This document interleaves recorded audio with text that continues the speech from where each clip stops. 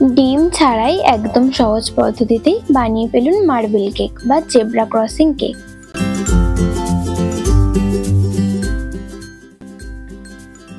একটা পাত্রে নিয়ে নেব 50 গ্রাম টক দই, 50 গ্রাম সাদা তেল, 80 গ্রাম চিনি। চিনিটা কিন্তু চেলে নিতে হবে।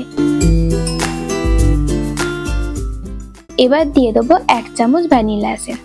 এবার ভালোভাবে মিক্স করে নেব।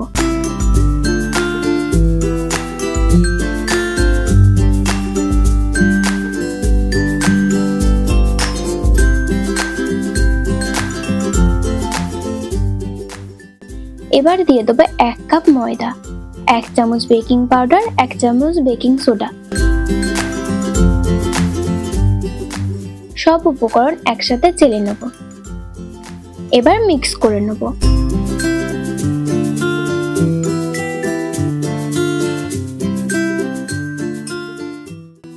অল্প অল্প দুধ দিয়ে মিক্স করে নেব।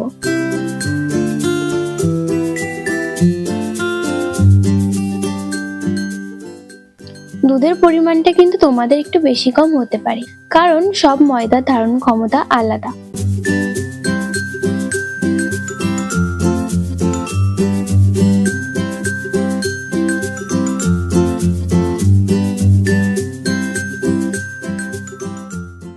আমার ব্যাটারটি তৈরি করা হয়ে গেছে। এবার ব্যাটারটি দুটি আলাদা পাত্রে ভাগ করে নেব। এই ব্যাটারটির মধ্যে দিয়ে দেবো 2 চামচ কোকো পাউডার।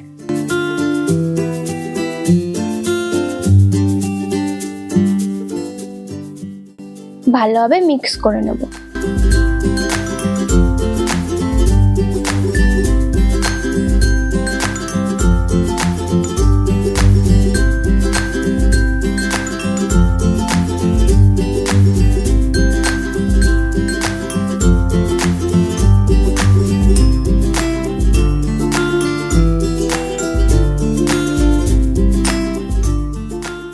আমি একটা টিফিন কৌটোতে আগে থেকে বাটার পেপার লাগিয়ে রেখেছিলাম। প্রথমে দিয়ে দেবো 1 চামচ সাদা ব্যাটার। ব্যাটারটি দিয়ে একটু ছাকিয়ে নেব, এর ফলে ব্যাটারটি ছড়িয়ে যাবে। এর উপর দিয়ে দেবো চকলেটের ব্যাটারটি। আবার কৌটোটা ঝাঁকিয়ে নেব। এরকম ভাবে বারবার রিপিট করতে থাকবো।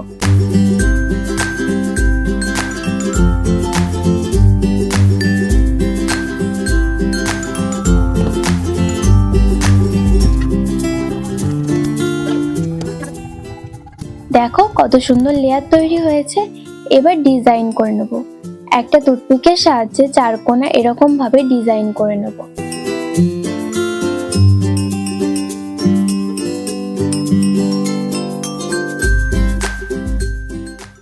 এবার এর মাঝখান থেকে এরকম ভাবে ডিজাইন করে নেব।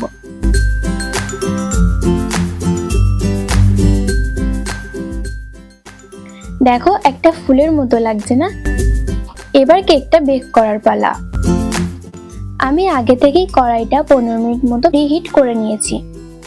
কড়াইতে একটা স্ট্যান্ড বসিয়ে টিফিন কৌটোটা ঢাকা দিয়ে 45 থেকে 50 মিনিট মতো কুক করে নেব। 45 মিনিট পর একটা টুথপিকের সাহায্যে দেখে নেব।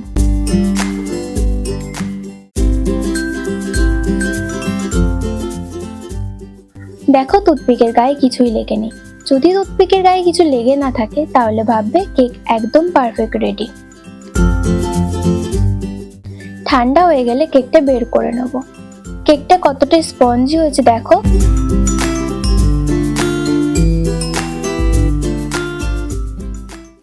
কেকের প্যাটার্নটাও কত সুন্দর এসেছে, তাই না?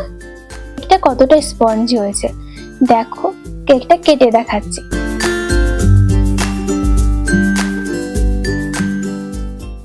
দেখো কেকের মধ্যে অসংখ্য প্যাটার্ন তৈরি হয়েছে, একদম জেব্রার গায়ের মতো প্যাটার্ন।